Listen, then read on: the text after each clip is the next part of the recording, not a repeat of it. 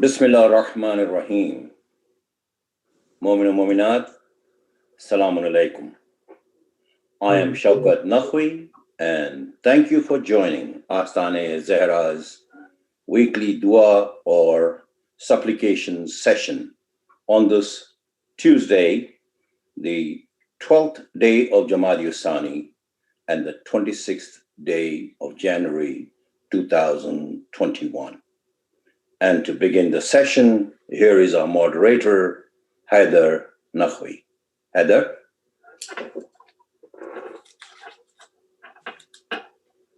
Thank you. Bismillahir Rahmanir Rahim. Mu'minin and Mu'minat, Salamun Alaikum.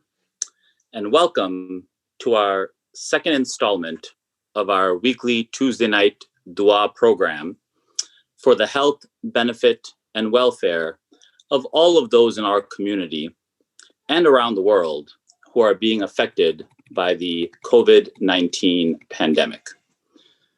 For those of you who may have missed our inaugural program last week, these weekly programs are being conducted under the guidance of our resident alim, Hujjatul Islam, Moulana Sayyid Tilmiz and Rizvi Sahab, and will begin each Tuesday evening at 8:30 p.m. inshallah. We expect each program to run about 30 to 45 minutes, so we ask that you all try to be here timely. Each week, we will try to include different duas, and where possible, we will display the dua that is being recited on screen. Where time allows, the reciter will also include either an English or Urdu translation of the dua after it is read in Arabic.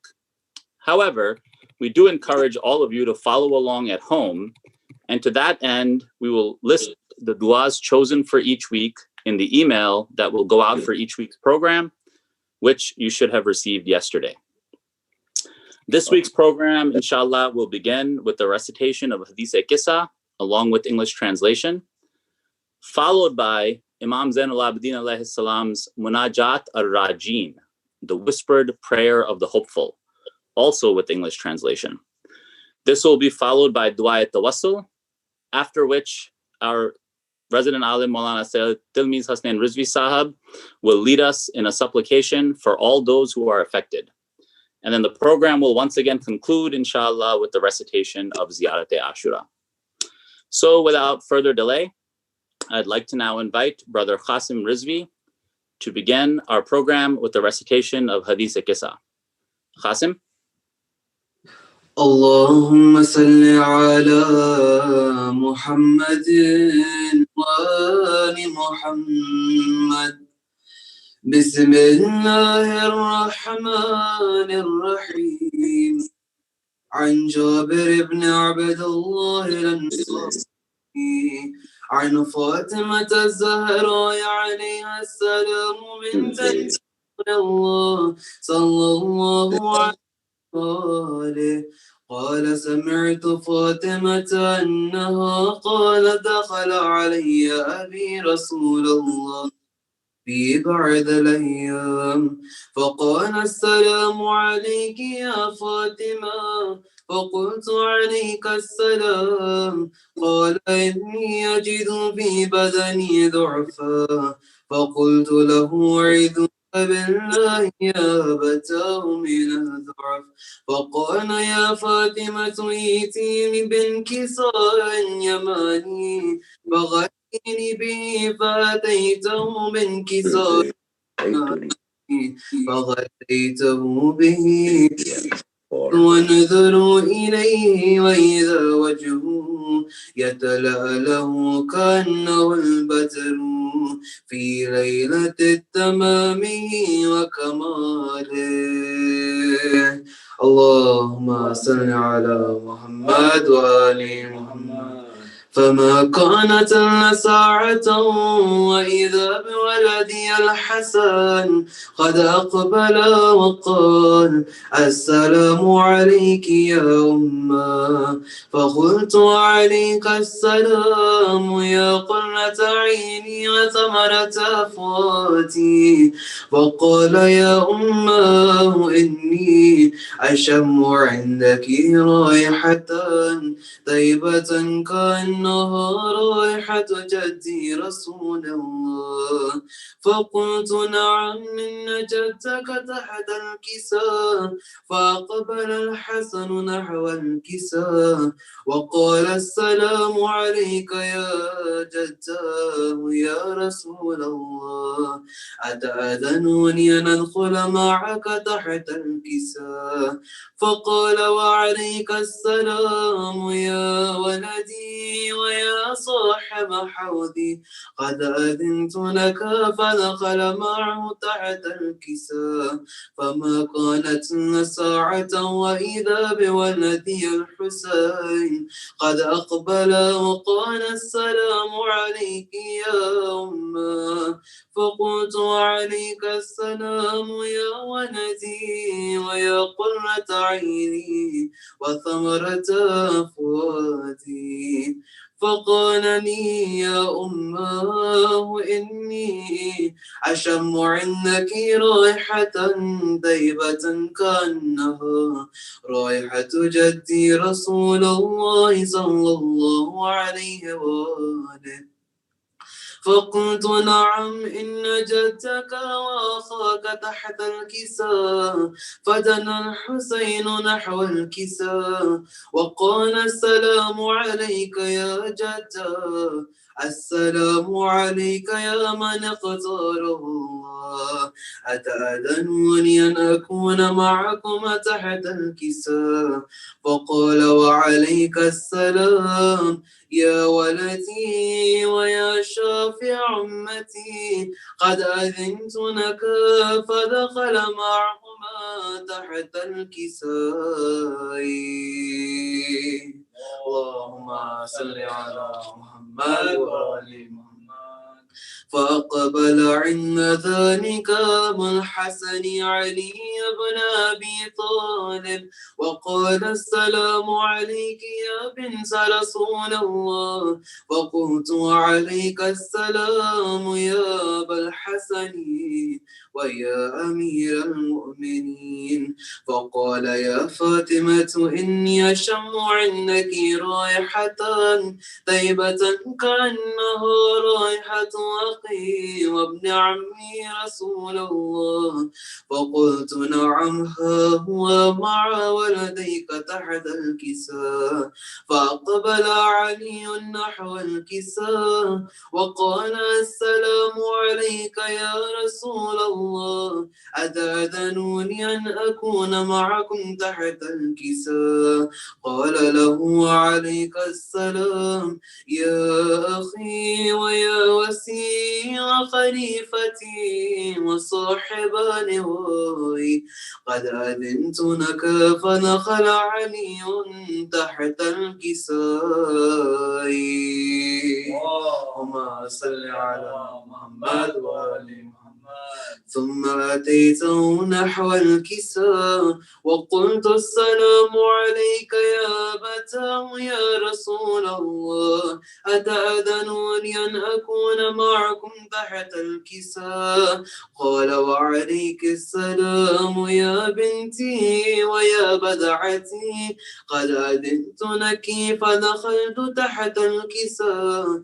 فلما اكتملنا جميعا تحت الكساء أخذ أبي رسول الله بطرفي الكساء وأومى بيده اليمنى إلى السماء وقال اللهم إن هؤلاء أهل بيتي وقاستي وحامتي، لحمهم لحمي ودمهم دمي، يؤلمني ما يؤلمهم ويحزنني ما يحزنهم. أنا حربا لمن حاربهم وسلم لمن صالمهم وعدوا لمن عاداهم ومحبا لمن أحبهم. إنهم مني وأنا منهم، فاجعل صلواتك وبركاتك ورحمتك وغفرانك ورضوانك علي وعليهم، وأذهب عنهم رجسا وطهرهم تطهيرا. صل على محمد وآل محمد. فقال الله عز وجل يا ملائكتي ويا سكان سماواتي إني ما خلقت سماء مبنيا ولا أرضا مدحيا ولا قمرا منيرا ولا شمسا مضيا ولا فلكا يدور ولا بحر يجري ولا فلكا يسري إلا في محبة هؤلاء الخمسة الذين هم تحت الكساء. وقال الأمين جبرائيل يا ربي ومن تحت الكساء؟ فقال عز وجل هم أهل بيت النبوة ومعدن الرسالة هم فاطمة وأبوها وبعلها وبنوها. اللهم صل على محمد وآل محمد. فقال جبرائيل يا ربي أتأذنوني أن أهبط إلى الأرض لأكون معهم سادسا؟ فقال الله نعم قد أذنت لك. فهبط الأمين جبرائيل وقال السلام عليك يا رسول الله. العلي الأعلى يقرئك السلام ويخصك بالتحية والإكرام ويقول لك وعزتي وجلالي إني ما خلقت سماء مبنيا ولا أرضا مدحيا ولا قمرا منيرا ولا شمسا مضيا ولا فلكا يدور ولا بحر يجري ولا فلكا يسري إلا لأجلكم ومحبتكم. وقد أذن لي أن أدخل معكم فهل تأذنوني يا رسول الله؟ فقال رسول الله وعليك السلام يا أمين وحي الله إنه نعم قد أذنت لك. فدخل جبرائيل معنا تحت الكساء فقال لأبي إن الله قد أوحى إليكم يقول إنما يريد الله أن يذهب عنكم الرجس أهل البيت ويطهركم تطهيرا. اللهم صل على محمد وآل محمد. فقال علي لأبي يا رسول الله أخبرني ما لجلوسنا حاد تحت الكساء من الفضل عند الله. فقال النبي والذي بعثني بالحق نبيا واصطفاني بالرسالة نجيا ما دكنا خبرنا هذا في محفل من محافل أهل الأرض وفي جمع من شيعتنا ومحبينا إلا ونزلت عليهم الرحمة وحفت بهم الملائكة واستغفرت لهم إلى أن يتفرقوا. فقال علي إذا والله فزنا وفاز شيعتنا ورب الكعبة. فقال النبي ثانيا يا علي والذي بعثني بالحق نبيا واستفاني بالرسالة نجيا ما ذكر خبرنا هذا في محفل من محافل أهل الأرض وفيه جمع من شيعتنا ومحبينا وفيهم مهموم لنا وفرج الله هما ولا مخموم لنا وكشف الله غما ولا طالب حاجة إلا وخذ الله حاجته. فقال علي إذا والله فزنا وسعدنا وكذلك شيعتنا فازوا وسعدوا في الدنيا والآخرة ورب الكعبة. اللهم صل على محمد. In the name of Allah, the Beneficent, the Merciful. Jabir ibn Abdullah al-Ansari narrates from Astaana-e-Zehra, peace be upon her, the daughter of the Holy Prophet, that she said, one day, When my father, the Prophet of Allah, visited me in my house, he said, "O Fatima, peace be upon you." I replied, "O father, peace be upon you too." He then said, "I'm feeling some weakness within me." I said, "Allah forbid that you may be sick." Then he said, "Fatima, fetch me a Yemenite cloak and wrap it around me." I brought the Yemenite cloak and covered my dear father with it. I then witnessed that his face was glowing like a full moon.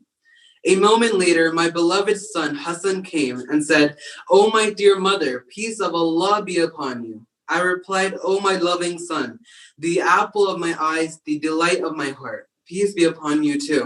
He then said, "O my dear mother, I am smelling the fragrance of my loving grandfather." I said, "Yes, your beloved grandfather is here under the cloak." Hassan then went forward towards his grandfather and said, "O my grandfather, peace be upon you. May I enter the cloak?" My loving father replied, "O my son, the owner of my fountain of Gotha, peace be upon you too. Yes, you may enter." Thus Hassan entered the cloak. Soon after, my loving son Hussein came and said, "O my dear mother, peace be upon you." I replied, "O my loving son, the apple of my eyes, the delight of my heart, peace be upon you too." He then said, "O my dear mother, I am smelling the fragrance of my affectionate grandfather." I replied, "Yes, your loving grandfather and your elder brother Hassan are inside the cloak." Hussein then went near the cloak and said, "O my dear grandfather, the chosen prophet of Allah, peace be upon you. May I come inside the cloak to be with both of you?" My loving father replied, "O my son, the interceder of my ummah, peace be upon you too. Yes, you may enter." Thus Hussein too entered the cloak. Then Ali ibn Abi Talib came and said, "O beloved daughter of the Holy Prophet, peace be upon you."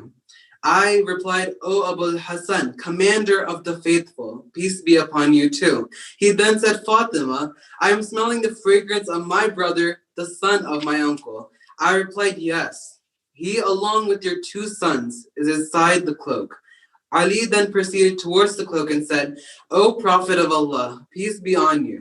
May I also come to inside the cloak?" My beloved father replied, "Peace be on you also.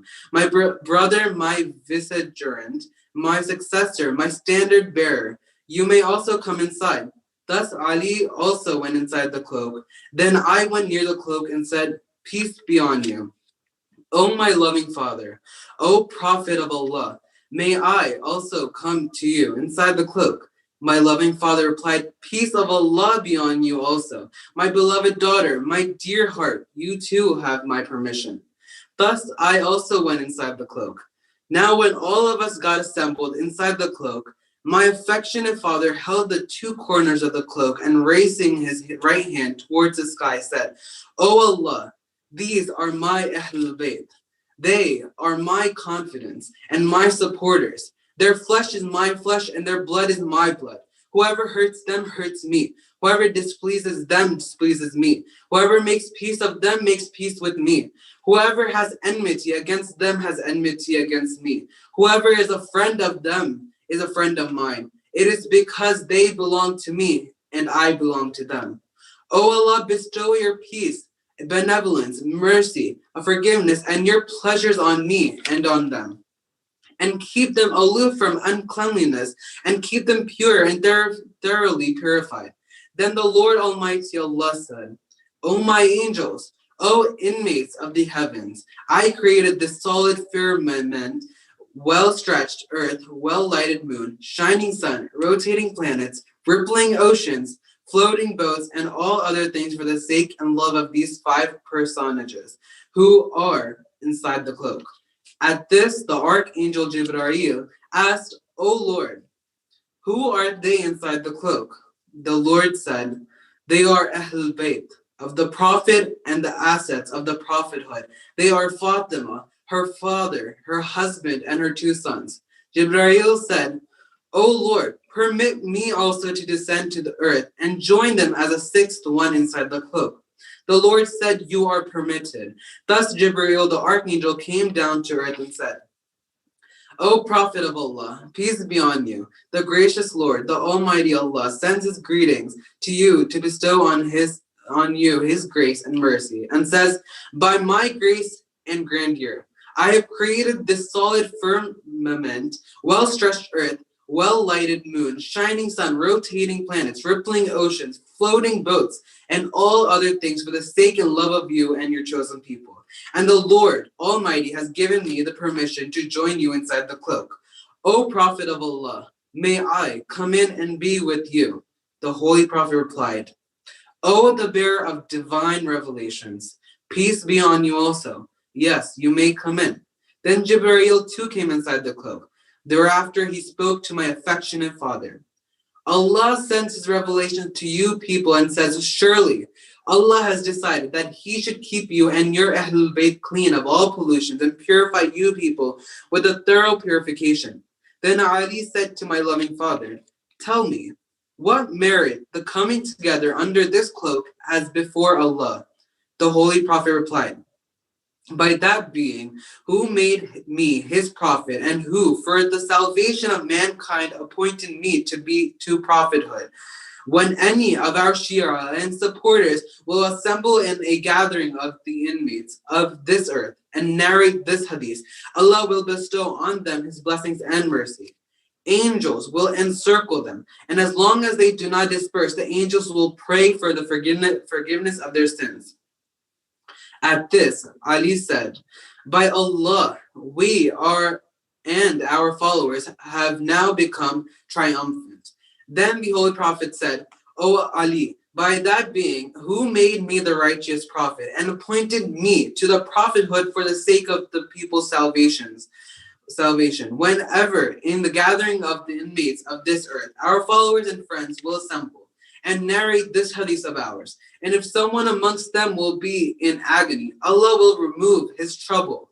And if someone will be sorrowful, Allah will relieve him of his sorrows. And if someone will be in dire need, Allah will answer his needs. Then Ali said, by Allah, at this moment we have been crowned with success and blessings. And by the Lord of the Kaaba, in the same way our followers too have become triumphant and blessed in this world and the hereafter. Allahumma salli ala Muhammad wa ali Muhammad. Jazakallah, mashallah Qasim, for that wonderful recitation and translation of Hadith Qissa, the story of the cloak. Moving forward, our first dua for this evening is Munajat al-Rajeen from our fourth Imam, Imam Zainul Abidin alayhi salam. Allahumma salli ala Muhammad wa ala Muhammad.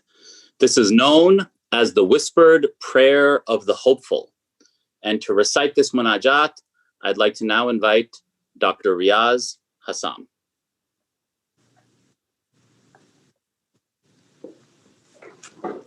Let's go.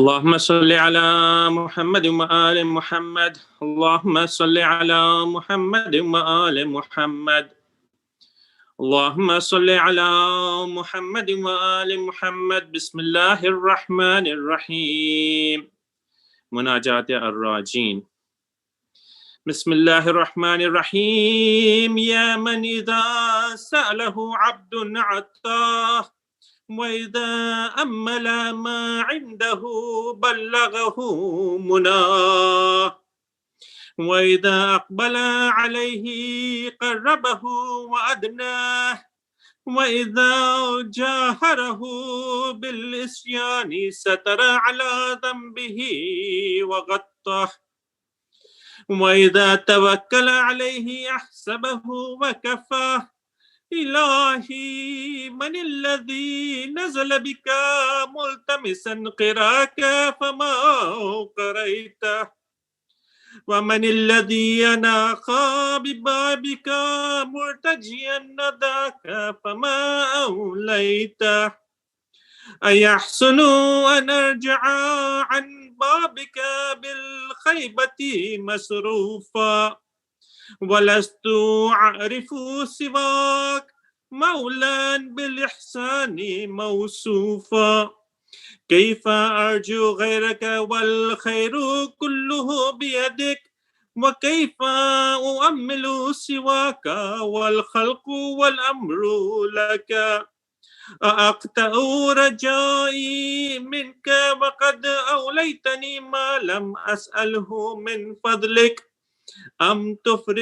أم تفقرني إلى مثلي وأنا أعتصم بحبلك يا من سعد برحمته القاصدون ولم يشقى بنقمته المستغفرون كيف أنساك ولم تزل ذاكري وكيف ألهو عنك وأنت مراقبي إلهي بذيل كرمك أعلقت يدي ولنيل عطاياك بسطت أملي فاخلصني بخالصة توحيدك واجعلني من صفوة عبيدك يا من كل هارب إليه يلتجئ وكل طالب إياه يرتجي يا خير مرجو ويا أكرم مدعو ويا من لا يرد سائله ولا يخيب عامله يا من بابه مفتوح لداعيه وحجابه مرفوع لراجه أسألك بكرمك أن تمن علي من عطائك بما تقر به عيني ومن رجائك بما تطمئن به نفسي ومن اليقين بما تهون به علي مصيبات الدنيا وتجلو به عن بصيرتي غشوات العمى برحمتك يا أرحم الراحمين اللهم صل على محمد وآل محمد. In the name of Allah, the All Merciful, the All Compassionate, O He who gives to a servant who asks from him, takes him to his wish when he expectantly hopes for what is with him, brings him near and close when he approaches him, covers over his sin and cloaks it when he shows it, and satisfies and suffices him when he has confidence in him. My Allah, who is the one who has come before you seeking hospitality, and whom you have not received hospitably? Who is the one who has dismounted at thy door, hoping for magnanimity, and to whom you have not shown it? Is it good that I come back from your door, turned away in disappointment, while I know of no patron qualified by beneficence but you? How should I have hope in other than you when the good, all of it is in your hands? How should I expect from others when you are the creation and the command? Should I cut off my hope from you when you have shown me of your bounty that for which I have not asked? Would thou make me have need for my life? But I hold fast on your cord. O He through whose mercy the strivers reach felicity, and through whose vengeance the seekers of forgiveness are not made wretched. How should I forget you while you never ceased remembering me?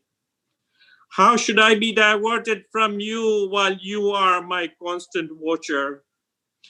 My Allah, I have fastened my hand to the skirt of thy generosity. I have stretched forth my expectation toward reaching your gifts. So render me pure through your purest profession of thy unity, and appoint me one of your choicest servants, O He who is the asylum of every fleer, the hope of every seeker. O best object of hope, O most generous object of supplication, O He who does not reject his asker or disappoint the expectant. O he whose door is open to his supplicators and whose veil is lifted for those who hope in him.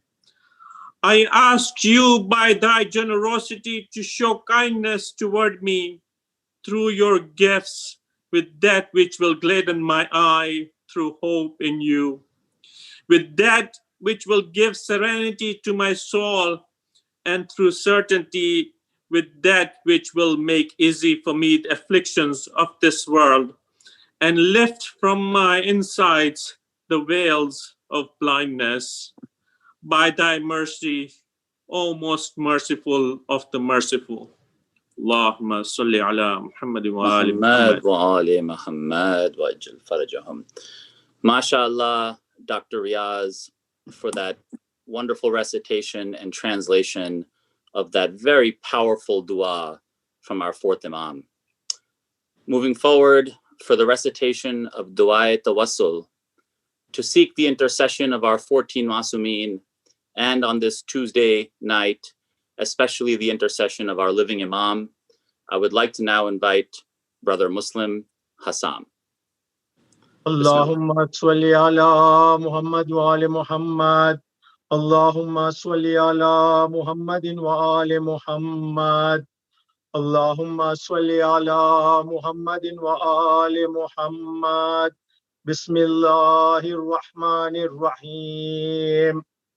Allahumma inni as'aluka wa tawajjahu ilayka bi nabiyyika nabiyyir rahma Muhammadin sallallahu alayhi wa alihi ya Abul Qasimi ya Rasulallah ya Imam ar-Rahma ya Sayyidana wa Moulana inna tawajjahna wastashfa'na wa tawassalna bika ila Allah وقدمناك بين يدي حاجاتنا يا وجيها عند الله اشفع لنا عند الله يا أبا الحسن يا أمير المؤمنين يا علي بن أبي طالب يا حجة الله على خلقه يا سيدنا ومولانا إنا توجهنا واستشفعنا وتوسلنا بك إلى الله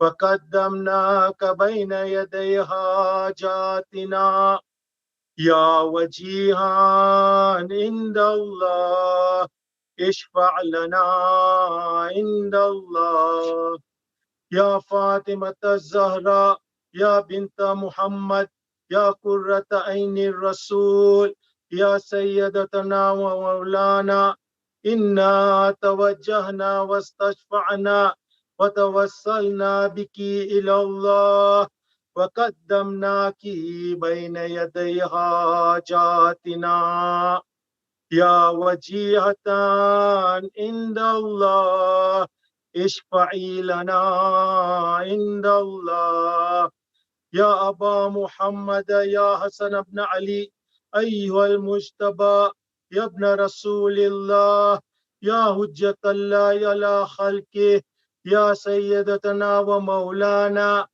إنا توجهنا واستشفعنا وتوسلنا بك إلى الله وقدمناك بين يدي حاجاتنا يا وجيها عند الله اشفع لنا عند الله يا أبا عبد الله يا حسين بن علي أيها الشهيد يا ابن رسول الله يا حجة الله على خلقه يا سيدنا ومولانا إنا توجهنا واستشفعنا وتوسلنا بك إلى الله وقدمناك بين يدي حاجاتنا يا وجيها عند الله اشفع لنا عند الله يا أبا الحسن يا علي بن الحسين يا زين العابدين يا ابن رسول الله يا حجة الله على خلقه يا سيدنا ومولانا إنا توجهنا واستشفعنا وتوسلنا بك إلى الله فقدمناك بين يدي حاجاتنا يا وجيها عند الله اشفع لنا عند الله يا أبا جعفر يا محمد بن علي أيها الباكر يا ابن رسول الله يا حجة الله على خلقه يا سيدنا ومولانا إنا توجهنا واستشفعنا وتوسلنا بك إلى الله فقدمناك بين يدي حاجاتنا يا وجيها عند الله اشفع لنا عند الله يا أبا عبد الله يا جعفر بن محمد أيها الصادق يا ابن رسول الله يا حجة الله على خلقه يا سيدنا ومولانا إنا توجهنا واستشفعنا وتوسلنا بك إلى الله فقدمناك بين يدي حاجاتنا يا وجيها عند الله اشفع لنا عند الله يا أبا الحسن يا موسى بن جعفر أيها الكاظم يا ابن رسول الله يا حجة الله على خلقه يا سيدنا ومولانا إنا توجهنا واستشفعنا وتوسلنا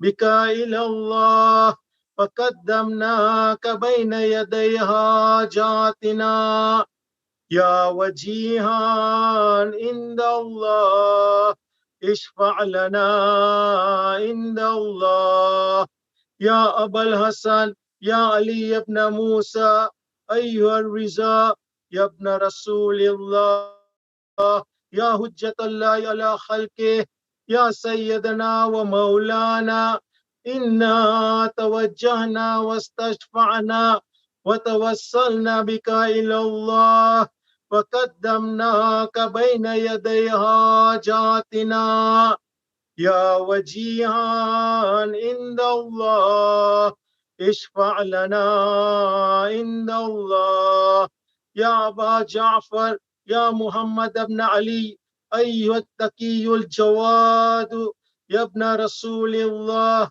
يا حجة الله على خلقه يا سيدنا ومولانا إنا توجهنا واستشفعنا وتوسلنا بك إلى الله وقدمناك بين يدي حاجاتنا يا وجيها عند الله اشفع لنا عند الله يا أبا الحسن يا علي بن محمد أيها الهادي النقي يا ابن رسول الله يا حجة الله على خلقه يا سيدنا ومولانا إنا توجهنا واستشفعنا وتوسلنا بك إلى الله وقدمناك بين يدي حاجاتنا يا وجيها عند الله اشفع لنا عند الله يا أبا محمد يا حسن علي أيها الزكي العسكري يا ابن رسول الله يا حجة الله على خلقه يا سيدنا ومولانا إنا توجهنا واستشفعنا وتوسلنا بك إلى الله وقدمناك بين يدي حاجاتنا يا وجيها عند الله اشفع لنا عند الله يا وسي الحسن والخلف الحجة أيها القائم المنتظر المهدي يا ابن رسول الله يا حجة الله على خلقه يا سيدنا ومولانا إنا توجهنا واستشفعنا وتوسلنا بك إلى الله وقدمناك بين يدي حاجاتنا يا وجيها عند الله اشفع لنا عند الله يا وجيها عند الله اشفع لنا عند الله. حاجات.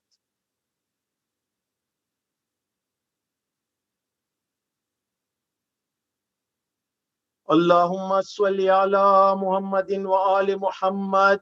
بسم الله الرحمن الرحيم. يا سادتي وموالي إني توجهت بكم أئمتي وأدتي ليوم فقري وحاجتي إلى الله وتوسلت بكم إلى الله واستشفعت بكم إلى الله فاشفعوا لي عند الله واستنقذوني من ذنوبي عند الله فإنكم وسيلتي إلى الله وبحبكم وبقربكم أرجو نجاة من الله فكونوا عند الله رجائي. يا سادتي أولياء الله صلى الله عليهم أجمعين ولعن الله أعداء الله ظالميهم من الأولين والآخرين آمين رب العالمين. اللهم صل على محمد وآل محمد. Jazakallah. Thank you very much, Brother Muslim, for that excellent recitation of Dua Tawassul. Moving forward with our program, I would like to now invite our resident alim, Hujjatul Islam, Moulana Sayyid Tilmiz Hasnain Rizvi Sahab, to lead us in dua for all those who are affected by this pandemic, after which Brother Nadeem Rizvi will close out our program with the recitation of Ziyarat-e-Ashura. Moulana Sahab, Bismillah. Bismillahirrahmanirrahim. Assalamu alaikum wa rahmatullahi wa barakatuh. ये जो दुआ है, दुआ मांगना दलील शराफत और इंसानियत है और दुआ से इनहिराफ तकब्बुर और गुरूर की अलामत है। और हज़रत इब्राहीम अलैहिस्सलाम सूरह शुआरा में फरमाते हैं, फ़इज़ा मरिज़्तु फ़यश्फ़ीन, और जब मैं बीमार होता हूँ तो अल्लाह ही मुझे शफ़ा अता करता है और देता है। तो शफ़ा अल्लाह के हाथ पे है। हम दुआ मांगते हैं, बिस्मिल्लाहिर्रहमानिर्रहीम, अम्मा युजीबुल मुस्तर्र इज़ा दआहु व यक्शिफुस्सू, अम्मा युजीबुल मुस्तर्र इज़ा दआहु व यक्शिफुस्सू, अम्मा युजीबुल मुस्तर्र इज़ा दआहु व यक्शिफुस्सू, अल्लाहुम्मा अक़्क़िज़ ज़हरा व अबीहा व बालहा व बनीहा। जो मरीज़ हैं उनको शफ़ाए कामिला और सेहत आजिला फरमा। बिलख़ुसूस कोविड के जो मरीज़ हैं जिनके, और इन सबको जहाँ जहाँ दुनिया में है, और ख़ुसूसन हमारे आस्ताने से जिनका ताल्लुक़ है, और जितने मोमिनीन इकराम हैं उन सबको बेहक़ मोहम्मद आले मोहम्मद। तो ये वास्ता है मोहम्मद आले मोहम्मद का, ये वास्ता है फ़ातिमा ज़हरा सलामुल्लाह का, ये वास्ता है हज़रत उम्मुल बनीन का, ये वास्ता है इमाम मूसा काज़िम अलैहिस्सलाम का, ये वास्ता है अबुल फ़ज़ल अब्बास का, ये वास्ता है बाबुल मुराद का, ये वास्ता है अब्बास सालेह इमाम ज़माना का। परवरदिगार जो मरीज़ हों उनको शफ़ाए कामिला और सेहत आजिला अता फरमा बिहक़ मुहम्मदिन व आलिहि ताहिरीन। अल्लाहुम्मा सल्लि अला मुहम्मदिन व आलि मुहम्मद। अऊज़ु बिल्लाहि मिनश शैतानिर रजीम। बिस्मिल्लाहिर्रहमानिर रहीम। अस्सलामु अलैका या अबा अब्दिल्लाह, अस्सलामु अलैका या इब्न रसूलुल्लाह, अस्सलामु अलैका या इब्न अमीरिल मुमिनीन व इब्न सय्यदिल वसीय्यीन, अस्सलामु अलैका या इब्न फ़ातिमत-ज़-ज़हरा सय्यदतिन निसाइल आलमीन, अस्सलामु अलैका या सारल्लाह व इब्न सारिह वल वित्रल मौतूर, अस्सलामु अलैका व अलल अरवाहिल्लती हल्लत बिफ़नाइक, अलैकुम मिन्नी जमीअन सलामुल्लाहि अबदम मा बक़ीतु व बक़ियल लैलु वन नहार। या अबा अब्दिल्लाह लक़द अज़मतिर रज़िया व जल्लत व अज़मतिल मुसीबतु बिका अलैना व अला जमीअ अहलिल इस्लाम व जल्लत व अज़मत मुसीबतुका फ़िस समावाति अला जमीअ अहलिस समावाति फ़लअनल्लाहु उम्मतन अस्ससत असासज़ ज़ुल्म वल जौर अलैकुम अहलल बैति व लअनल्लाहु उम्मतन दफ़अतकुम अन मक़ामिकुम व अज़ालतकुम عن مراتبكم التي رتبكم الله فيها ولعن الله أمة قتلتكم ولعن الله الممهدين لهم بالتمكين من قتالكم برئت إلى الله وإليكم منهم ومن أشياعهم وأتباعهم وأوليائهم يا أبا عبد الله إني سلم لمن سالمكم وحرب لمن حاربكم إلى يوم القيامة ولعن الله على زياد وعلى مروان ولعن الله بني أمية قاتبة ولعن الله ابن مرجان ولعن الله عمر بن سعد ولعن الله شمرة ولعن الله أمة أسرجت وألجمت وتنقبت لقتالك بأبي أنت وأمي لقد أزم مصابي بك فأسأل الله الذي أكرم مقامك وأكرمني بك أن يرزقني طلب صأرك مع إمام منصور من أهل بيت محمد صلى الله عليه وآله اللهم اجعلني عندك وجيها بالحسين عليه السلام في الدنيا والآخرة يا أبا عبد الله إني أتقرب إلى الله وإلى رسوله وإلى أمير المؤمنين وإلى فاطمة وإلى الحسن وإليك بموالاتك وبالبراءة ممن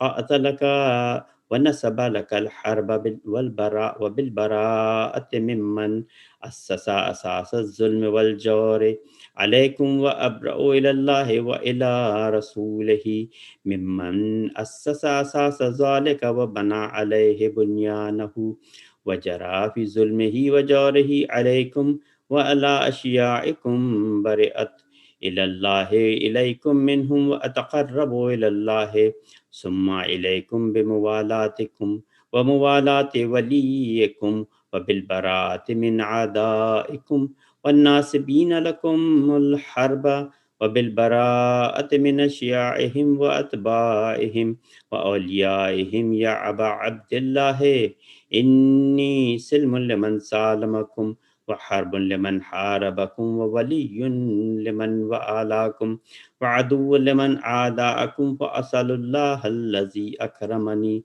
بمعرفتكم ومعرفة أوليائكم ورزقني لي براءة من أعدائكم أن يجعلني معكم في الدنيا والآخرة وأن يثبت لي